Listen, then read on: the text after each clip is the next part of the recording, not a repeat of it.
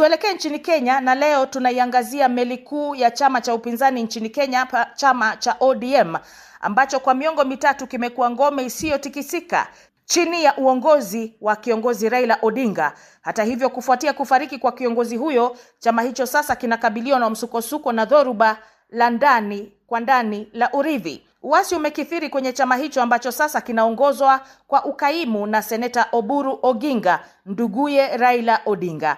Wiki iliyopita katibu mkuu wa chama hicho Edwin Sifuna, ambaye ni seneta wa jimbo la Nairobi, amefurushwa na kujenga uasi humo. Sasa mirengo miwili imeibuka. Moja unamuunga mkono rais wa nchi hiyo William Ruto, mwingine unapinga mahusiano ya chama na serikali ya Ruto.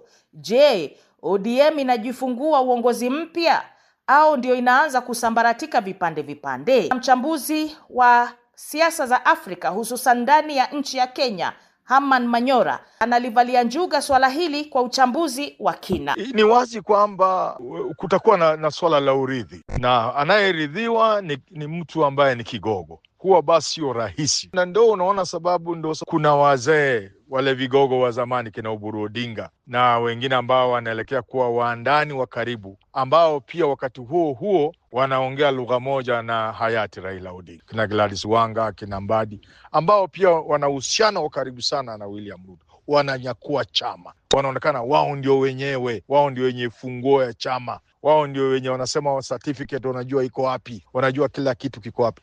Na kawaida na desturi ni kwamba urithi kama huu huwa kuna vita, watu wanapambana. Sasa ndio unaona vijana kina Sifuna, kina Babu wakiongozwa na mzee Orengo, wao pia wanasema hapana, sisi ndio wenyewe. Maana upande wao kwa hakika ndio ulio na ile soul, ile soul ya ODM. Kwa hivyo vyama vina misingi katika makabila na maeneo fulani.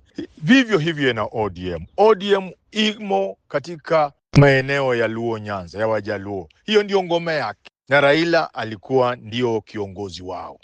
Sasa maadamu ametuondokea, anayerithi atakuwa ni mtu anaweza kukubalika. Na kusema kwa hakika dalili zipo na inaonekana wazi, wanaotaka kunyakua chama kina Oburu Odinga, kina Gladys Wanga hawana ushawishi katika eneo hilo. Kwa hakika raia hawafeel wanawasema vijana. Kwa hivyo ni nani ambaye angechukua chama hiki cha ODM na Wajaluo na eneo la Luo Nyanza likaridhika? Bila shaka ni gavana wa Siaya James Orengo, na ako na vijana wake kina Sifuna, na kwa vile kijana wao mmoja ni Babu Owino, yule kama sio Orengo, kwa hakika uongozi wa ngome ya ODM ambaye ni Luo Nyanza, bila shaka mbali na Orengo ni bwana Babu Owino, ambaye ni mbunge katika eneo la Nairobi la Embakasi East, ambaye anagombea kiti cha ugavana wa Nairobi mwakani.